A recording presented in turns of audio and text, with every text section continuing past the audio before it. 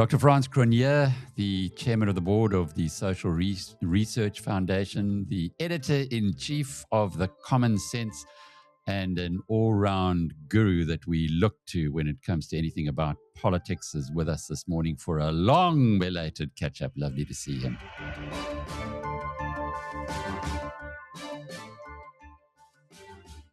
And since we last spoke, France, a lot has happened. Maybe the best place to start is that we now have a local election on the 4th of November. How are you reading it? Yeah, what's going to happen is in most major centres, so that's the metros except for Cape Town, and then let's say the 50 or 100 kind of other urban places, no one's going to win a majority. The kind of results you're going to get is, the DA will have 30 something here and the ANC the same, or the DA will have 40 something and the ANC the same. In KZN, MK will do terribly well.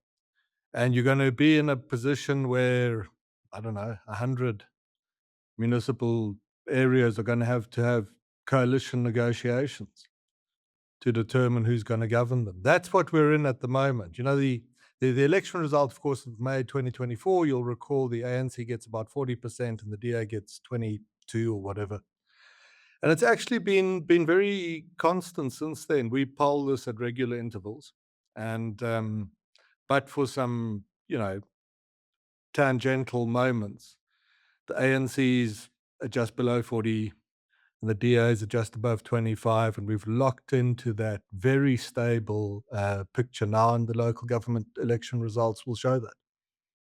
We have had a functioning government of national unity. In fact, it seems to have done a lot of good things if you look below the surface. And I know you're regarded as one of the more optimistic analysts in South Africa, and we can talk about that in a moment. But is there any way that working together that we've seen at a national level can start embedding itself more expansively at a local level? The first point on the benefits of the GNU, we must come back to that, because particularly for what I'm going to say now, I have to stress that too.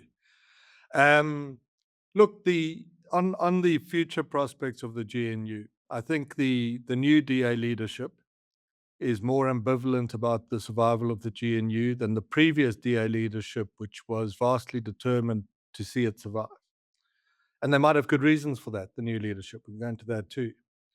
I think in the kind of, let's say, centrist ANC camp, I think there's a feeling that, the GNU was, a thing, but maybe it would have been better if we'd run a minority government and governed the country with 40%. And then on the more kind of wild extreme of the ANC, the rebellion against the GNU is gaining in momentum. Gauteng has always stayed out of it. And they've now formally brought the EFF into the government there, and they're talking to MK about doing the same. So there you've got a live example of the opposite of the GNU. And in the Northern Cape, we think we're starting to see the same thing happen. So if you stand back from it a little bit, you summarize it. There's a DA that's not going to die on the GNU hill as the former leadership might have. You've got kind of okay ANC guys who think, minority government probably would have been better for us. And you've got the kind of more radical ANC side that says, hey, look at us. We're governing Gauteng with the alternative to the GNU. And so what does it hold together through this? Let's say you get 100 coalition negotiations. And remember, each negotiation impacts on every other one. It's a really interesting problem, because you might do a deal in, I don't know, Nelspruit, if it's that. I don't know what the Nelspruit data looks like in my head, but and when you do that deal, someone might say, but this now undermines the deal in Kimberley. And so you get that dynamic playing out. So whether this GNU You'll remember we were very confident when we spoke to you before the election that there'd be a GNU, and afterwards there'd be a GNU, and we said the GNU would save the country, which I think it did, and I thought John Steenhuisen was very good in that at the time. Our sense now is we're not stating with the same confidence, yeah, this GNU is going to hold through to the 2029 election. There might actually be a period where it gets a bit scrambled.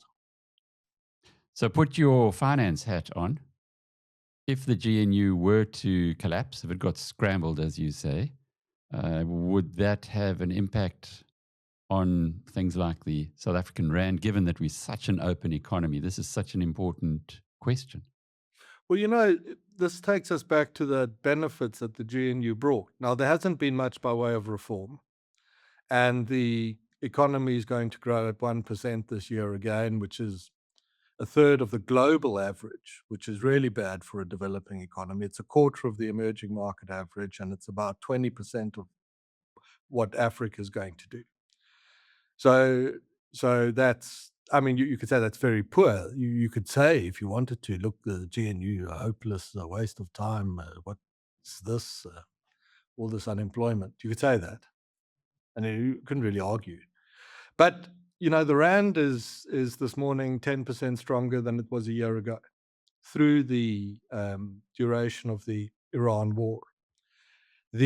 On Friday last week, we had a ratings outlook upgrade, still from sub-investment class, but the outlook to positive because of what we're doing on the fiscal side as a country, and the excellent work that's being done by the finance minister, supported by his two deputies, Mr. Masondo and Mr. Saru Pen of the ANC and the DA variously. You're still in a country where a figure like Helen Zille can, as she does, go around swimming in the potholes and humiliating the ANC. She's not put in prison or anything like that, which you would surely do with such a person if you were a sort of autocratic society. The outlook on debt and the deficit is still to flatten the curves and to be pragmatic, which is extraordinary, because if you're a sort of revolutionary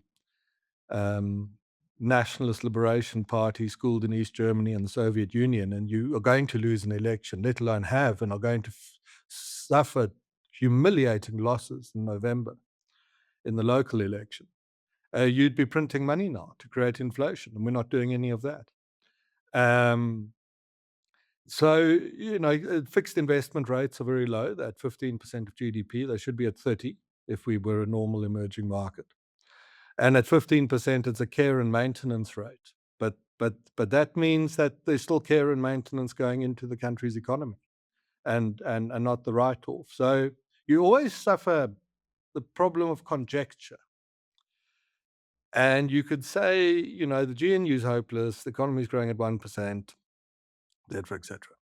But I see it differently. I think the GNU has held us in a position from which we can still recover to become a thriving and successful emerging market. Whereas, had you put the EFF and MK into government with the ANC on day one after that election, they would probably have driven NHI very hard. They would have moved on expropriation. And NHI is also expropriation. It's just expropriate the savings funds of the medical industry to loot those.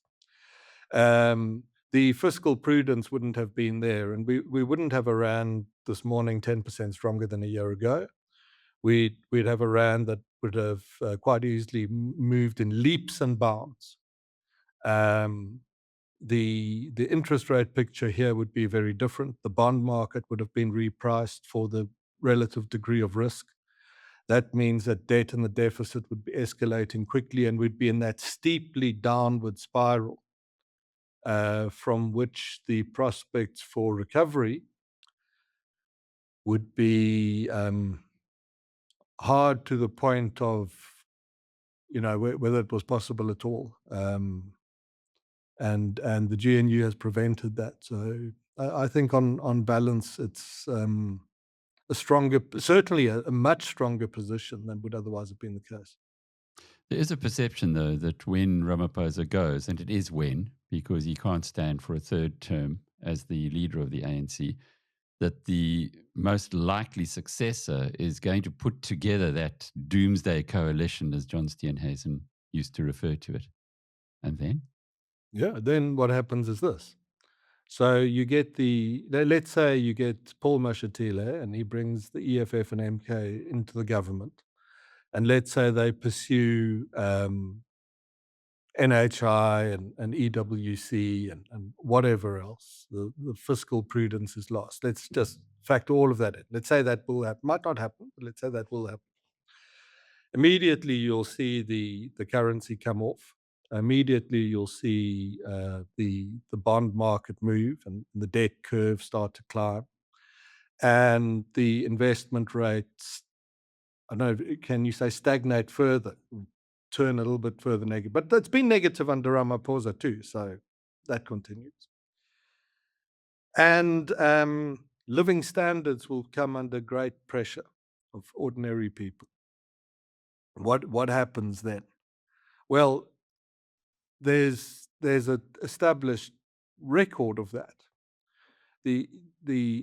Put in the simplest terms, the 10 years into government, with the economy starting to grow at 4% and later it would reach 5%, and the number of people in employment increasing quickly, the ANC doubled that number in 15 years. Government debt levels halved in the first 15 years. What happened? Well, the extent to which protests in the country are violent halved. The rate of all protests that were violent, and ANC support in 2004 was 6 percentage points stronger than in 94 under Mandela. And the reason is that the ANC was moderate to a degree. I mean, it had nationalized the mining industry and so on along the way, one has to add, which one now sees the consequences of. But it was moderate in the relative sense, and the economy grew and the party was rewarded, and it had 70% of the vote, or just short of that. Over the subsequent 2 decades, it turns increasingly radical, and the investment rate collapses, growth collapses. It starts to drive populist ideas of NHI and EWC and the like. And, well, its support is, on some days now, it has been in the last year, half of what it was in 2004. And there's a reason for that. There's a good reason for it. That ordinary people are just immensely centrist and sensible and moderate and middle of the road. We're not a radicalized society. I've spent quite a lot of time looking at the Middle East over the last 2 or 3 years, and I've spent quite a lot of time looking at the United States, and you'd think, well, what's in common? Radicalized public opinion. The US wholly divided between the blue and the red caps, who when I look at the data, regard each other as enemies. The Middle Eastern picture, as we all know, I mean, if you look at the data on how Palestinians and Israelis perceive each other, it's blood curdling to consider that. We're not that at all. And in fact, I sometimes make the point, just to make it, that we're not a multicultural society in the sense of culture being the collective values of people.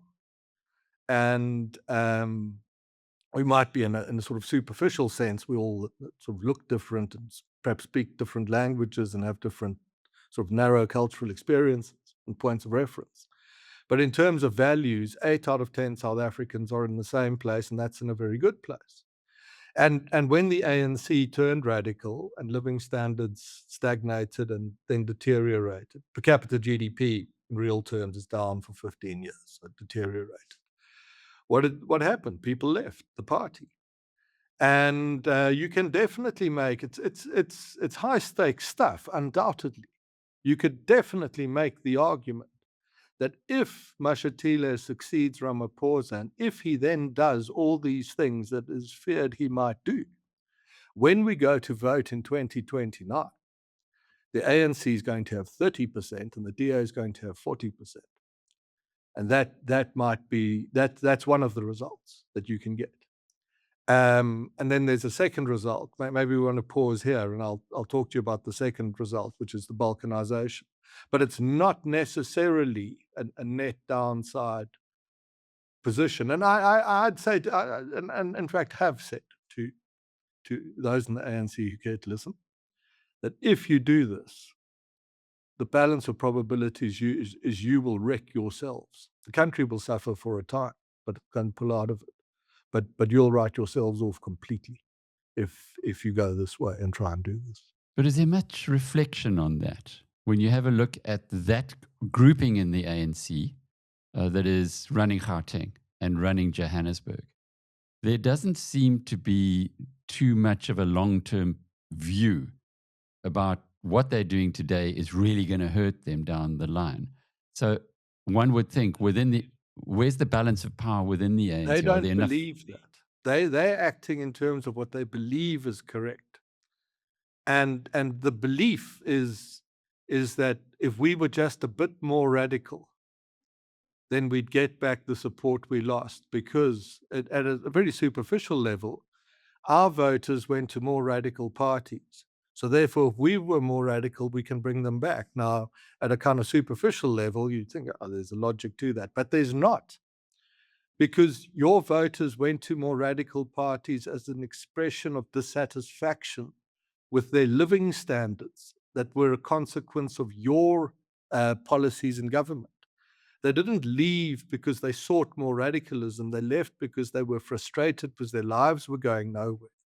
If you put these radicals in power and the same thing happens, they will leave for the next option as well. They're just frustrated and angry, but they're not radicalized. If you test something, what's the hottest thing you can test? So let's take kill the Boer. Chant that, and you say in a poll, is that fine, as a lot of the kind of elite society and the constitutional court, mind you, would have one believe, and or is it abhorrent behavior? And I think the number is 70-something% of South Africans. So it's a completely abhorrent and disgusting thing to do, and it has no place in a society like ours. So that's the value proposition. The problem with this radical side on the Gauteng is they believe that they are doing what will see their support recover.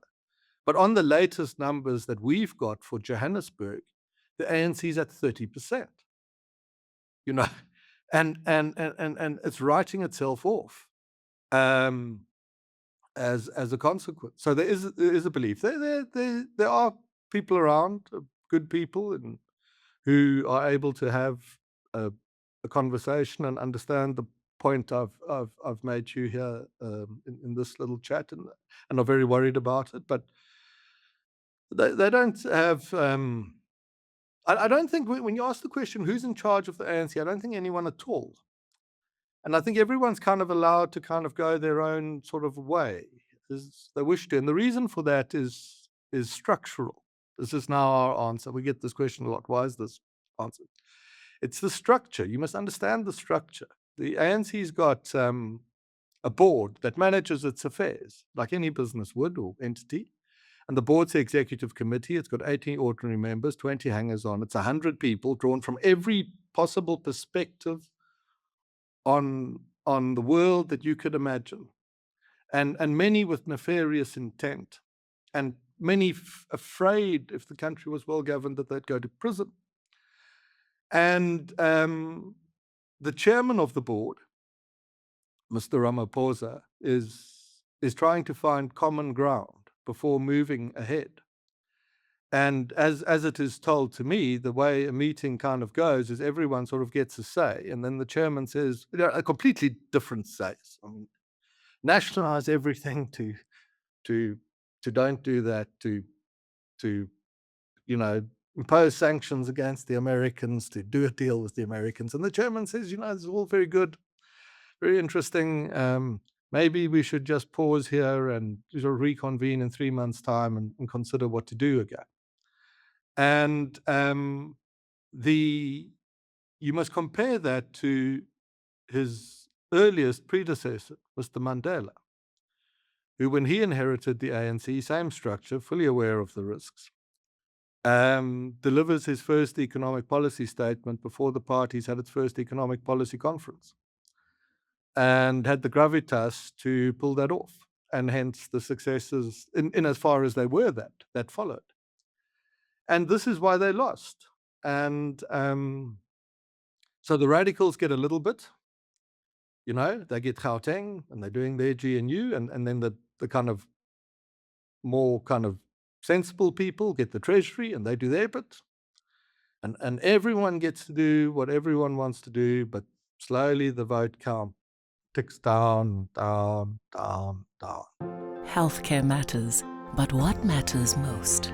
Having cover for the people who keep this business going. Bonitas is there for you when it counts. Bonitas, medical aid for South Africa. Visit bonitas.co.za and find your plan. And if we then look at Joburg, because there's a very specific example of almost these two poles. Helen Zille, in conversation last week, said that she needs 45% to have any chance of putting a proper coalition together. She said they're polling at 39 at the moment. This is for the Democratic Alliance. Do you see a scenario where it's possible that they would get to the 45? And indeed, if they don't, from what she said now, would you see her packing her bags and going back to Cape Town? I think there is. I mean, it's a daunting thing to offer advice to Helen Zille. And if you want to do regime change, which is what she's busy with in Johannesburg, it's got a connotation, but it's actually what it is. Regime change is a two-step process. Step one, and it's always thus. In Iran, this applies as much as it applies in Johannesburg today. Step one is the society believes that the old regime can no longer protect its interests. And that has substantively occurred. But then you also need necessarily step two, which is society believes that the new regime will. And you stress the words belief and will, not hope and maybe, and that's not good enough. And the first step has been completed in Johannesburg, but not the second. And that's why the data is 30 to 40. And that's why the data across the country is 30 to 40 or 40 to 30 or whatever it is, wherever you look, because we're in this middle ground. So there's an idea that's been put to Zille, but she's the woman in the arena, as it were. And that's that you can abseil to the depths of every pothole I was in Mpumalanga last week. There I saw potholes. Holy, if an errant missile from the Middle East had landed there and someone told me I would have believed that that's what's happening on the road between Belfast and Lydenburg. You can abseil down the potholes and so on, and it's effective. But you need to demonstrate that you can also fix them. So how to do that? In practical terms, you get your donors or whoever it is, people of good sort of nature who've lots of money, and you finance 10 vehicles and you brand them as Helen Zille. You put it in a non-profit company. So it's not part of the DA. Zille's fixing Johannesburg people. Huge photograph of Zille on every vehicle. And you put 2-3 people on a vehicle, and you have the machines to fill potholes and paint road markings and mow the grass. And every morning, and Zille drives the lead vehicle, you go onto 10 major arterials around Johannesburg where everyone can see you, and you start fixing stuff. So you boat through the pothole or fish in it or whatever one does, and then you fix it. It will be a sensation. And what it will do is it will start to close that 10-point gap towards 50% as well, I think, and I'm happy for the DA guys that actually have to do this, which I don't have to do. So to say that it won't work, I think it might work very well to do that.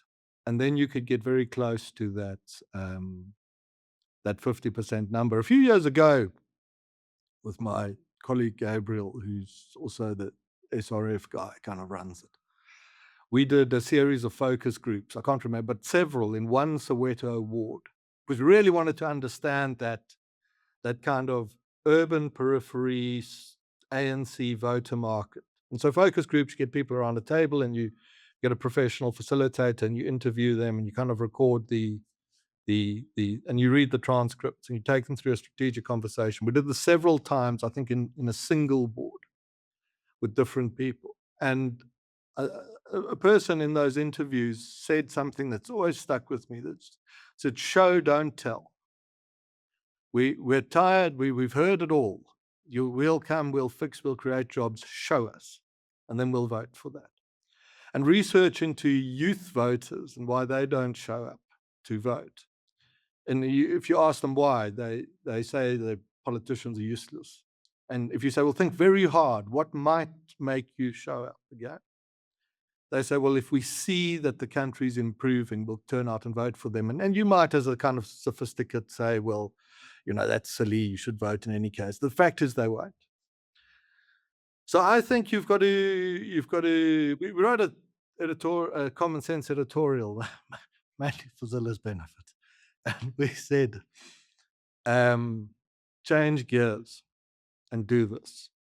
And then you can probably close that gap. But anyway, that's how we think of it. But the same advice would apply to the ANC. If go and, there's such goodwill left inside that it's so difficult for ex-ANC voters to be ex-ANC voters, but there's such a history, and it's an important history because you might sum it up by saying that for many of those people, the ANC was the thing that promised them dignity. And that's a big thing, And initially it did. It provided that. And now it's so terrible to see the top guy was meant to clean up the state. He campaigned on that, was elected on that, now finds himself as accused number one in what is in practice the most sensational corruption trial in the country's history. And it's hard. It's hard for those voters. And if the ANC followed this advice, they'd go back to 50% as well. I'm very confident in saying that if the ANC went back to pragmatism, I think it could easily, and pick the right leader, come the next opportunity to do so. It could easily take the growth rate back to 3%, and then it would be a majority party again. And it's easy to do for them. It's much easier for them to do than for the DA to beat them and try and fix things like Johannesburg. But because of this disparate leadership structure and everyone's just allowed to do whatever the hell they wish, it's not doing that. Yeah. Just to kind of summarize and pull it all together, it sounds to me like the political parties haven't got what the public have got. And the public have become far more pragmatic and far less ideological. And perhaps that's why you remain on the optimistic side of commentators in South Africa. Actually, it's really interesting to have a look at where you came from, where everyone said France was the super bear. Some are now saying France is the super bull. But it's this research that you're getting back, the fact that you're getting back, the data that you're getting back, which seems to be informing your opinion. But the politicians, from what I read, from what you're telling us, are still doubling down on ideology. What might turn them from that path? Well, the ANC's, it's parts of it are doubling down on the ideology. We saw Mr. Ramaphosa in Parliament a week ago or so talking. He was asked about BEE, and they've under great pressure because the DA have put out this alternative for BEE thing, which is very good. And we polled it. And do you know that a strong majority of everyone, including ANC voters, support the DA alternative over the ANC policy? So Mr. Ramaphosa was asked about be in Parliament about a week ago, and he says we'll never let it go. It's been a great success, and he cites the example of the mining industry, and that was an extraordinary thing to cite. You do the best interviews on mining with your how was it Major? Yeah, they're amazing, those interviews. They're essential listening for anyone. And Peter knows better, but my looking at the data is that in real terms, investment in mining exploration is down 80% relative to 1994. Now, you can't stand in Parliament and say this is an example of the success of our policy, but he does. So you get these corners of the ANC like that. You get the other corners too that are doubling down on the radicalism. But you get others that are open to reform, so they're all over the place. And the DA stuff in the main is good and pragmatic. The empowerment policy is excellent. It's very well done. But the DA, and it's the nature. It's not a revolutionary party, so it's not ruthless to the extent that a revolutionary party would be. It's a liberal democratic party. It believes in the rule of law. It believes in procedure. It believes in due process. It believes that a revolutionary party, if it inherited an opponent like Mr. Ramaphosa, as weak as he now is in the face of his magic mystery money couch, as one of my colleagues calls the thing. And you could have called a vote of no confidence and thrown him out, and set the ANC on the back foot, thrown it into chaos without a succession plan, pursued it ruthlessly to 2029, absolutely hammered it and tried to win. And that's what a revolutionary party would do. But the DA is a liberal democratic party, so it's not it's not as aggressive or as ruthless as that. It might be why many people support it. So you get this sort of pragmatic party that's not ruthless, and you get this party that's capable of ruthlessness, but it's all over the place. And so the macro SA recovery prospects have to be weighed against that. But there is an alternative too that I want to get to. That even if you get Mashatile and he does his worst, then macro SA, let's say it slips into recession and the currency goes to, well, it could go to anything. 50 to the dollar within 3 or 4 years, let's say that, 100. There's a segment of South African society that will probably withstand that very well, and that's the elite middle classes now. And this is a discussion we're having with a lot of clients and a lot of corporations.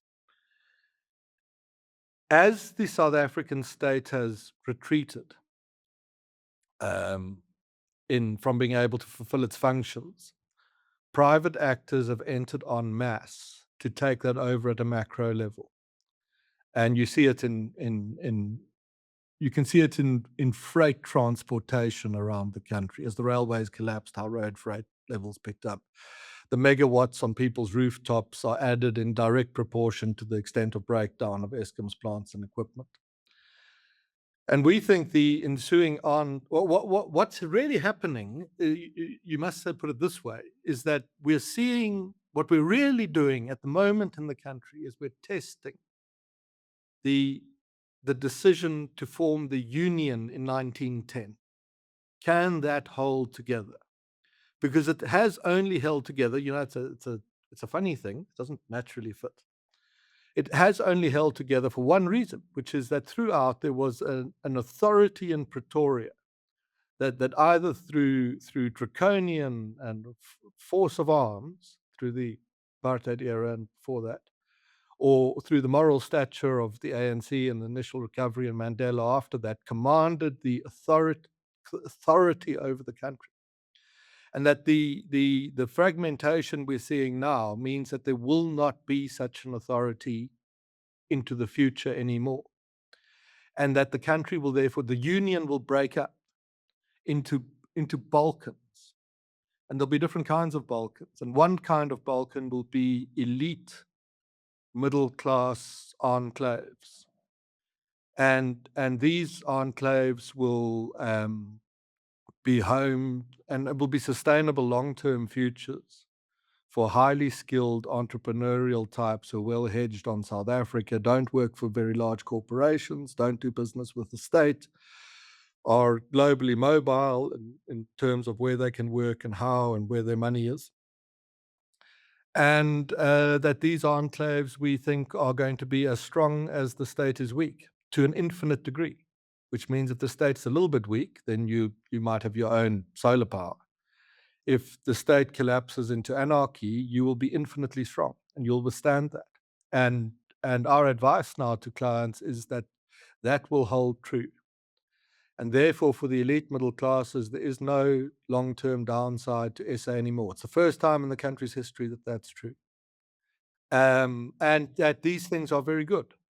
They silly people will say, well, they're bastions of elitism. Thank goodness that is true, because it means that the country can now go through a decade of real trouble at a macro level, but retain inside its union borders much more of the entrepreneurial base, the capital base, the skills base, the tax base, and the employment base than might otherwise have been the case. And therefore, it's got a lot of time. The fact that that is retained means that there will still be tax, there will still be jobs. There won't be many, but we won't do the sort of Somali, Venezuelan, Zimbabwean precipice collapse.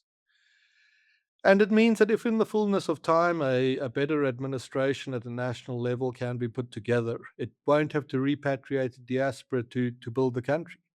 And it takes I find a lot of people have a really hard time with this concept because they're too deeply pickled in the idea that the old union idea that what happens in your life will be determined directly by what someone in Pretoria in the union buildings decides to do with you.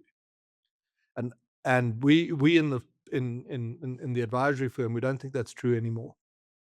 And so you just from an elite middle class perspective, if you've got a bit of a frontier mentality and a sense of adventure, and the thought of Keir Starmer's Britain is too horrific to think. You can have a great long-term sustainable future in South Africa now. And I must say one thing on that, because I've gone on, but I know what the room looks like when I say this, and they disbelief. And then I go to Natal.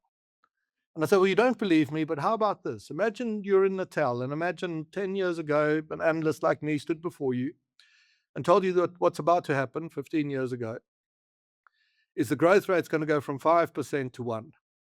Well, there'll be no electricity for days on end, weeks. You'll have to generate your own. There'll then be a plague. You'll be locked in your homes for 2 years. The plague will end in an insurrection, and you will take to the streets with what weaponry you can collect in your community to restore order. You'll then be wiped out by several waves of floods. And Jacob Zuma will be polling at 50% in Durban, which is what he's doing now. The ANC on 8%. What a thought. And they would have told you, if you told them 15 years ago that all this would happen, that firstly it's too wild. It couldn't.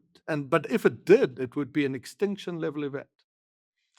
And I go and see a client or whoever it might be in just north of Durban, where Durban has kind of moved to in its own enclave around Umhlanga and up that coastline. And you sit in these offices of these glass-fronted investment banks looking out over the ocean. And you say to people, this stuff where we're sitting today is on the back end of all of that. And it is the practical manifestation of the advice we're providing on the enclaves.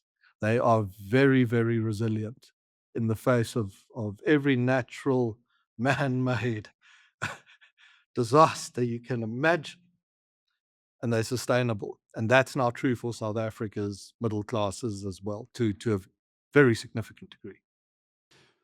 Wow. Well, there's quite a lot of practical issues there that we can draw on. There's also a big mindset shift.